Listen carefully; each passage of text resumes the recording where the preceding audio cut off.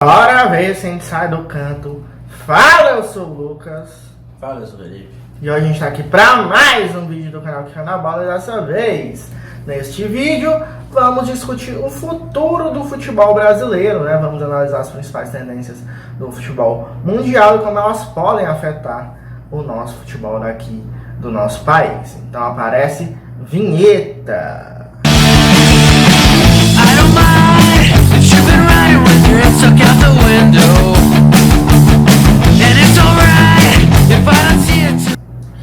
O futebol é mais do que apenas um esporte no Brasil. É um símbolo nacional, uma fonte de entretenimento e uma importante força econômica. É um esporte que une pessoas, um esporte que é acessível a todos, independente de sua classe social, etnia ou região, inclusive sendo um meio forte de ascensão social. Pelé nasceu em uma família pobre no interior do Brasil.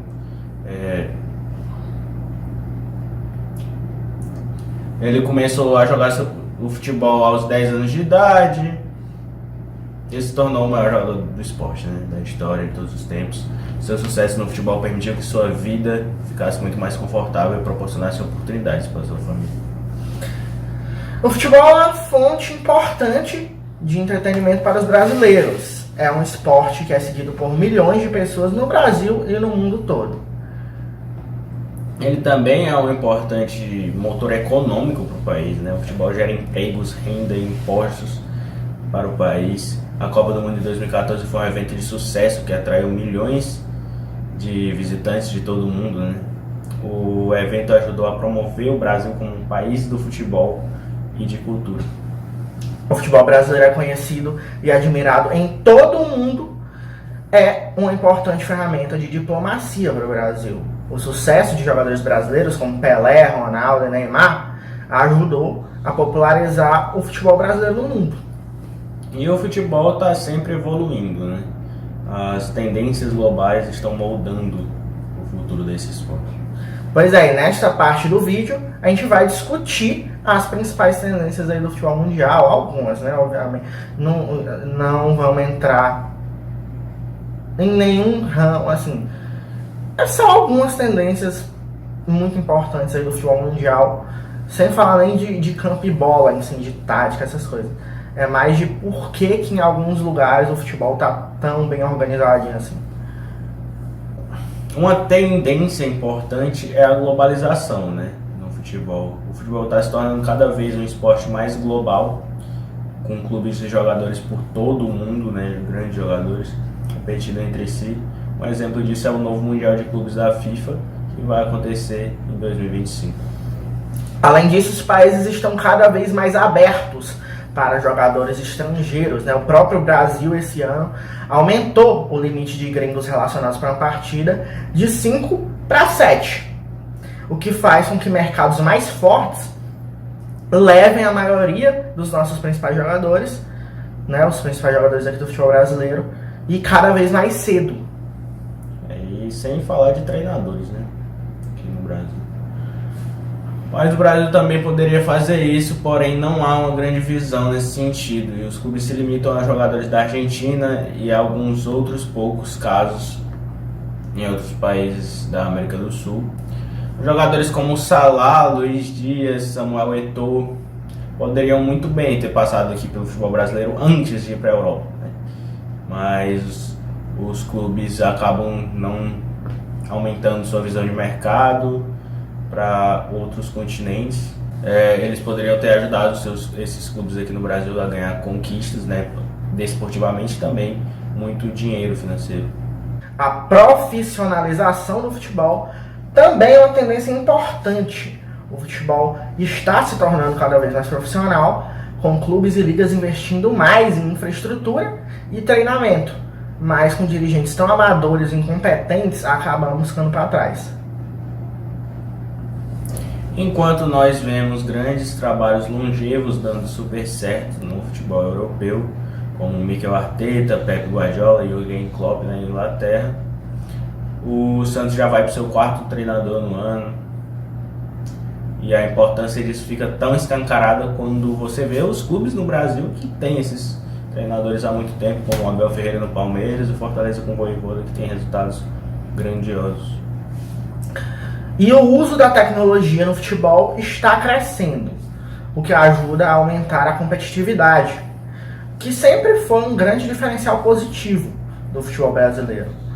A tecnologia está sendo usada para melhorar o desempenho de jogadores, a segurança dos jogos e a experiência dos fãs. Mas aqui tudo parece sempre mais difícil. E ainda não são muitos clubes que possuem todo esse acervo tecnológico em seus centros de treinamentos. Sem contar no contexto de arbitragem, que evoluiu absurdamente na última década em relação ao quesito de uso de tecnologia, né, no futebol mundial. Porém, aqui no Brasil não temos a tecnologia da linha do gol, aquele relógio que vibra dos árbitros, não temos por aqui. Mesmo que tenha sido utilizado pela primeira vez aqui no Brasil na Copa das Confederações de 2013. E também não temos perspectivas de implementação do impedimento semiautomático, que fez muito sucesso, né, na Copa. E essas tendências estão moldando o futuro do futebol. É importante entender essas tendências para acompanhar o desenvolvimento do esporte, no caso do Brasil, né, correr atrás. Porque eu acho até que a principal seria a segunda, né, que a gente falou ali da profissionalização. Porque basicamente se a gente tivesse dirigentes mais competentes, dirigentes mais profissionais, os clubes como um todo, um trabalho bem mais profissional, como por exemplo, o exemplo do Fortaleza, o resto vinha, né? Os trabalhos bem feitos com profissionalismo traria, por exemplo, mais tecnologia para dentro dos clubes, traria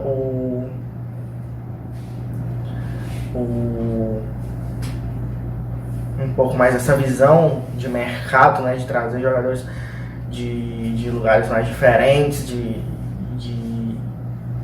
jogadores muito bons que existem jogando e que a gente vê no Mundial de Clubes, por exemplo, uma vez no ano, um time da África jogando e vê que tem um jogador muito bom indo para cima do Camavinga no Real Madrid e nenhum time brasileiro pensa em contratar esse tipo de jogadores lá no Al Ahly, que por algum motivo está ganhando todo ano o campeonato de lá, a Champions da África. Deve ter alguma coisa por lá, mas ninguém vai olhar. Ninguém tenta nada no futebol africano. E aí, na América do Sul também deixam passar um bocado. Deixa aí, tem um bocado de jogador aí que tava aqui jogando Libertadores e o Brasil deixou passar, nem tentou, nem sabia que existia. E aí foi pra Europa e aí tá entre os principais times do mundo agora. O próprio Botafogo é um que tá parecendo que tá fazendo isso, né? Buscando um cabo de uruguaio novinho aí, artilheiro da segunda divisão do Campeonato Uruguaio, que pode despontar no futuro. Tem 2 Segovia aí, motivos de piada sobre globalização em transmissão do Botafogo na dimensão esportiva, mas enfim. E até uma visão profissional de ver que o outro time não é tão inimigo, né? E que se melhorar tudo para todo mundo, vai melhorar mesmo para todo mundo.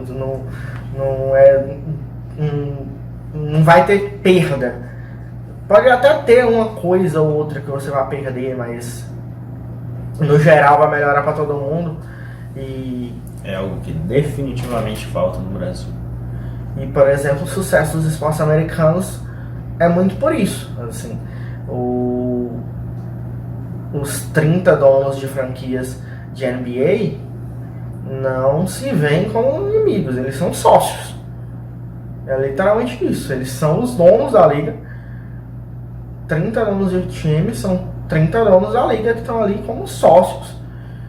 E tem que fazer o melhor para todo mundo. É tanto que teve uma conversa, e de certa forma está acontecendo isso, né?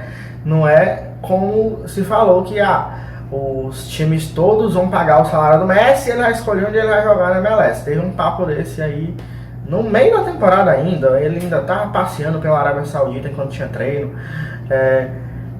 E no caso não foi explicitamente assim, né? Mas tá pegando porcentagem do direito de transmissão de tudinho da Apple TV. E ninguém tá reclamando. Porque eles acham que é melhor pra liga ter o S lá. E no caso, ganha mais visibilidade, cada vez as receitas aumentando para todo mundo, e talvez não vão ter o Messi, mas vão ter como montar times bem mais fortes, contratar jogadores de um peso ali minimamente próximo e fortalecer como um todo o campeonato. E com certeza atrai outros jogadores. A própria Arábia Saudita já é um caso claro, né? Tudo bem que também tem a questão do dinheiro e tal, mas principalmente após o Cristiano Ronaldo veio muita gente.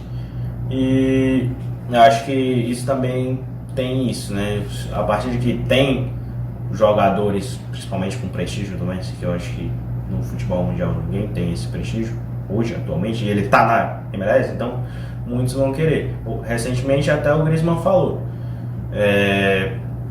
quero muito ir para a MLS, meu objetivo ainda é ir para a MLS, ainda não agora, mas que quer. Com certeza tem muita coisa nesse contexto, até o país, enfim, um lugar legal de se viver, e ter grandes jogadores lá, com certeza está nesse ponto. Mas o próprio Arábia Saudita vai ter um desnível óbvio ali entre os 4 times que foram comprados pela coroa em relação aos outros. Mas você vê que entre os 4 tá tudo muito pau a pau, justamente por isso, porque ninguém é ninguém, tudinho é do mesmo dono. E assim, ainda tem outra coisa que, em relação a isso, é que eu fico muito feliz quando acontece aqui no Brasil de um jogador de outro continente vir.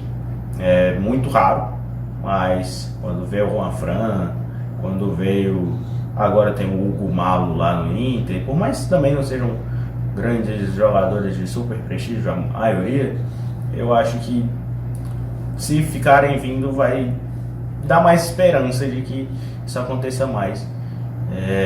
Porque acontece muito com os treinadores, principalmente portugueses por causa da língua, mas espanhóis não vem tanto, por exemplo, que também acho que se adaptariam bem por ter uma língua parecida com a daqui do lado, falaria com os juízes nas competições de Conmebol com tranquilidade. Aqui do lado é igual, né? Tipo, deve ter a diferença como é português de Portugal, né? Então, acho que teria tranquilidade para isso. Mas até nesse sentido, quando se vê que na MLS como um todo tem uma organização de todo mundo se vendo como sócio ali, Neymar mesmo queria ir para a MLS, ele preferia ter ido para a MLS do que ir para a Arábia Saudita, porque lá de certa forma tem uma organização maior para ser um campeonato, né? A Arábia Saudita tem uma organização para se limpar de imagem e para sediar a Copa do Mundo 2034. E também tem os do Curitiba agora, né? Teve o Ressé, que é espanhol, o Slimani, que é argelino, e o Samaris, que é grego. São as contratações mais aleatórias que recente. Também teve o francês Payet também, né, no Vasco. Bem aleatórias que eu já vi, assim, nunca imaginei, mas também são coisas que me alegram de ver acontecendo, que é um movimento que eu sou muito entusiasta e não acontece muito. Pois é, algo dessa coragem também que está crescendo de tentar esse povo. É algo bem importante mesmo para o futebol brasileiro de reforçar o campeonato com grandes nomes. Mas como a gente falou, né, também é muito interessante que se veja, né, em alguns outros casos, jogadores jovens, não só esse povo Sim, em fim de carreira. isso é um ponto que eu também quero chegar. Por exemplo, o fato de tentar já é muito legal, porque, por exemplo, a gente viu o Vasco levando 500 nãos diferentes de jogadores, mas no final conseguiu o Payet. Então, tenta, né? Vai que deu certo com o Payet. Enfim, e um ponto que eu quero... E com o Medel. Isso.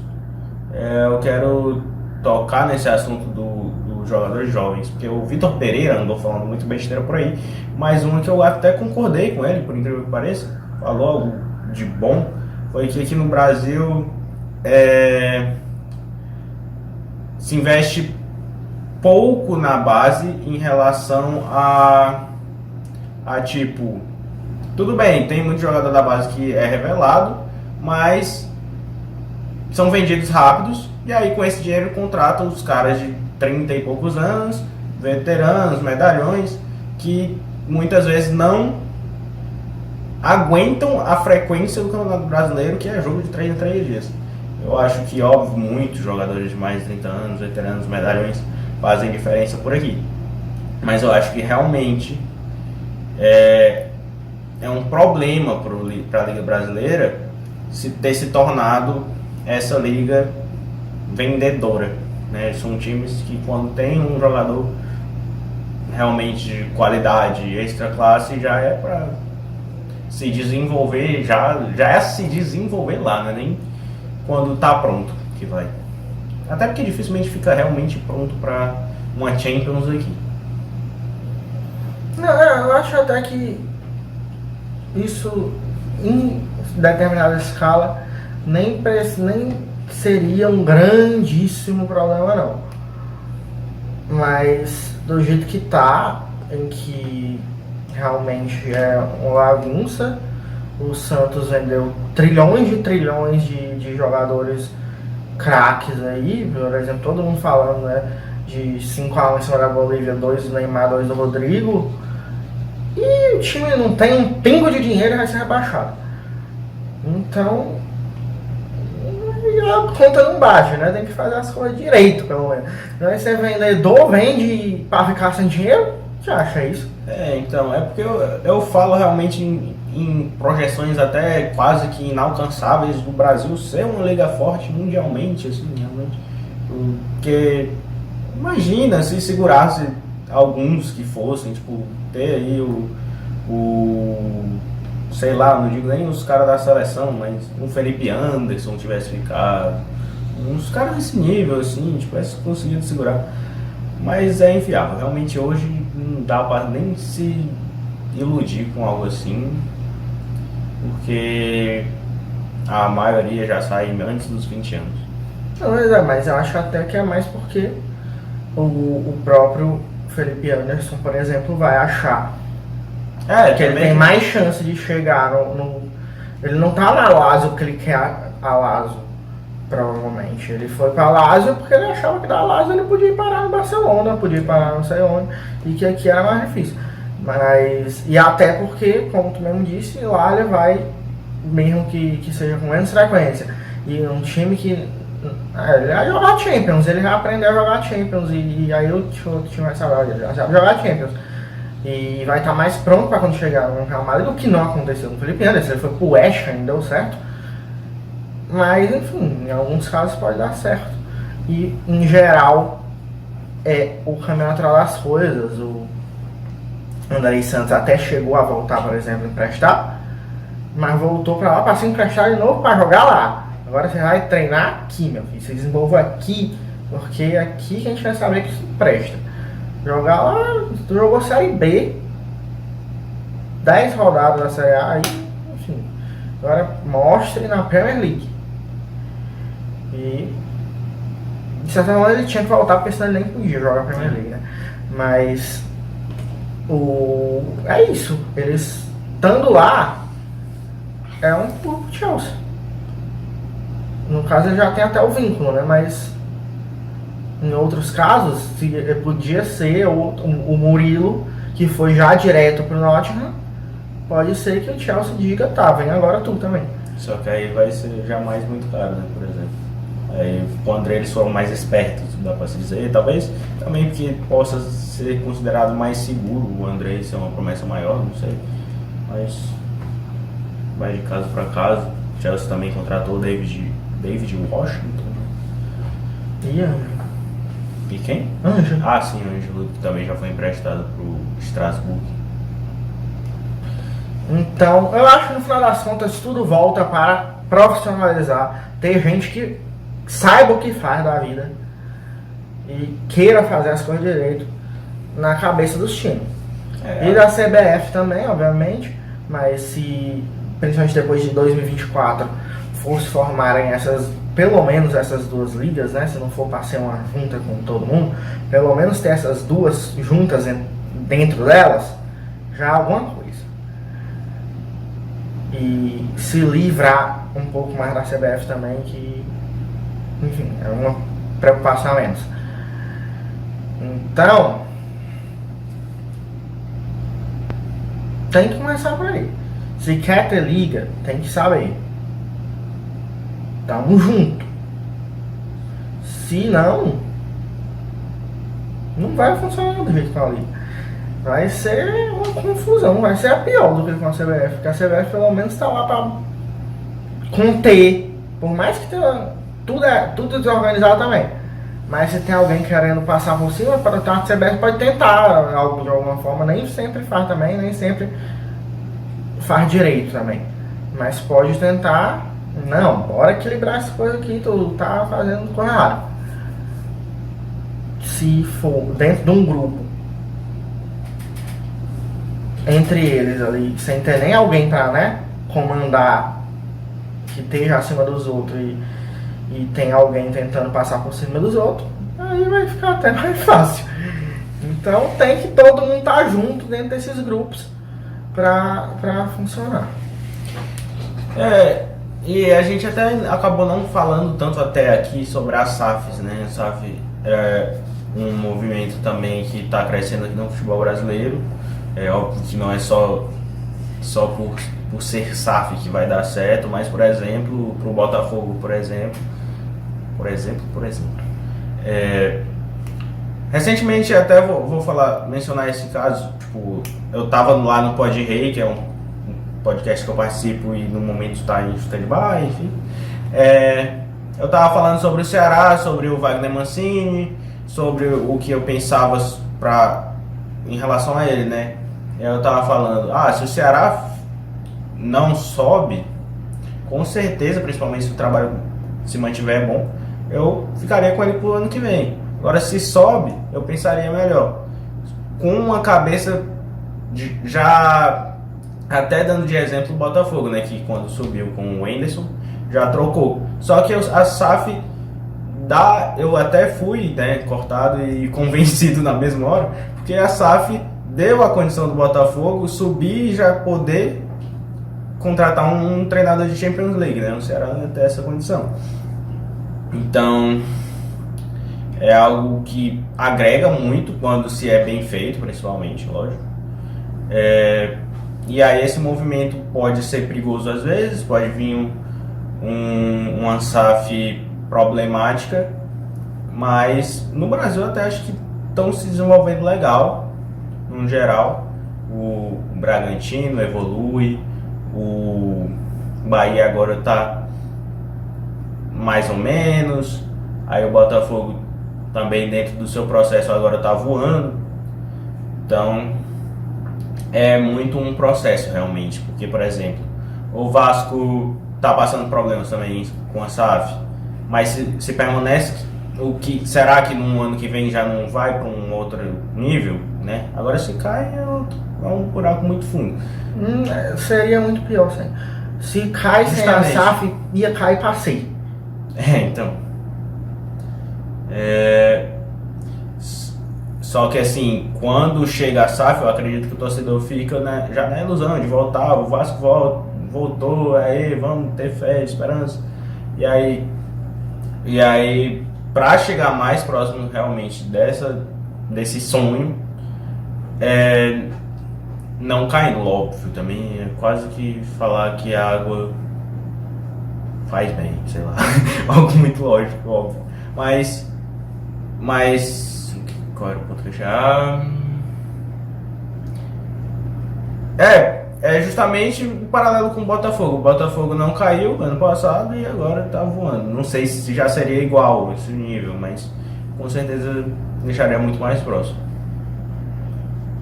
Pois é, o povo também acha que o time estava na Série B ano passado. Não era para estar na posição que tá, mas enfim. O Cruzeiro é até um exemplo melhor. O povo, muita gente tá dizendo que a SAF do Cruzeiro não tá dando certo. Pelo amor de Deus. O time ia pra Série... O time não pisou na primeira parte da tabela. O time não ficou entre os 10 melhores em uma única rodada. Nas 2 primeiras temporadas da Série B. A SAF chegou, ela foi campeão mais fácil do mundo. E agora, que era um time com muito problema, eles estão tranquilos na Série A. O que é passar a preocupação.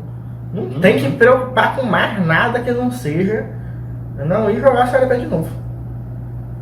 Assim como o Grêmio, que não é SAF, por exemplo, também é um trabalho absurdo. Tá lá na parte de cima mesmo da tabela depois de um ano de Série B.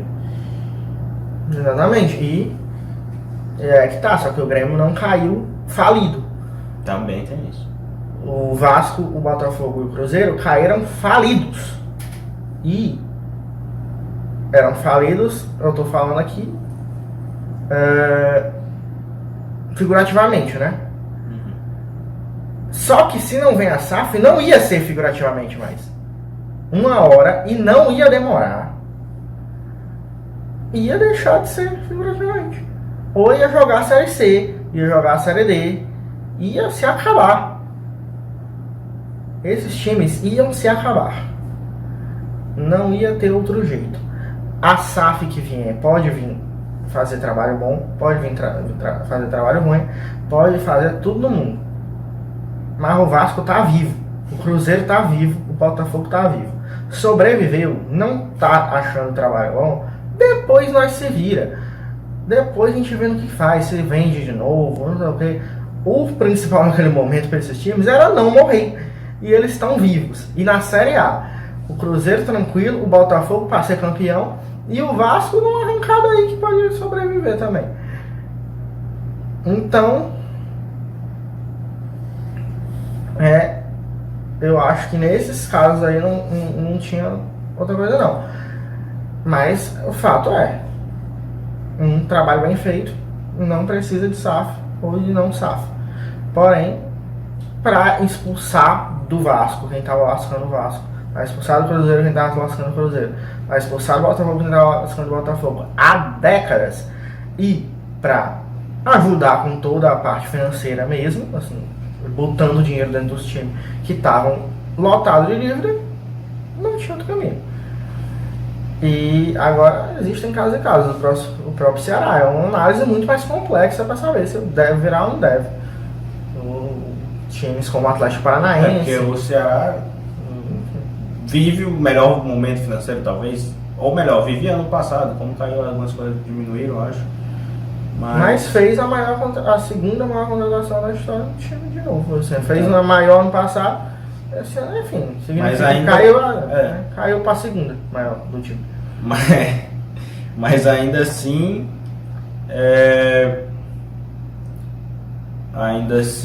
é outra proporção em relação aos grandes que a gente mencionou, tipo, óbvio que também Vasco, esses que estavam falidos, estavam piores, mas meus meio termos eu diria que ainda estariam superior ao Ceará, não em questão de dívida e tal, mas porte financeiro, eu diria, como o Corinthians, por exemplo, tem muito mais dívida que o Ceará, não tem muito, mas contrata jogadores muito bons e muito caros. Sim, o Nenê jogou Série B o Vasco jogou Série B com o Nenê, vindo da Europa. O Botafogo chegou a conseguir ir para Libertadores porque ele endoidou e trouxe o Silas. E o Ceará faz essas contratações caras de jogadores que são encostados, né? O Guilherme Castilho é a maior contratação, encostado no Atlético Mineiro, e o segundo é o Barleta, aqui, encostado no Corinthians. Então, é outra prateleira, querendo ou não.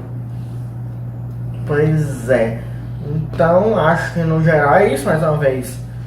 Para tudo isso que a gente falou acontecer, tem que, no final das contas, ter gente competente, profissional, na cabeça de todo mundo. Para aí sim, desenvolver tecnologia, para ter uma visão melhor de mercado, para ter uma visão de união maior. Tudo isso vai acontecer com os dirigentes sabendo o que fazem, deixando os treinadores trabalharem, por exemplo. E tá muito longe disso, mas muito mesmo. Então, eu não sei, porque de certa forma parece muita coisa tá caminhando, mas tá muito longe. Então não sei o que esperar de próximos anos, ou se não espera nada para nunca, porque tá muito longe. Principalmente nesse principal caminho que a gente falou. Mas eu quero saber a tua visão sobre tudo isso que a gente disse. Bota nos comentários. Se gostou do vídeo, dá o like, se inscreve, mostra para seus amigos darem a opinião deles também. Se não gostou, dá dislike. Segue a gente nas redes sociais que estão na descrição do vídeo. Ou a gente bota um link nos stories sempre que tem vídeo novo. E é isso, tchau.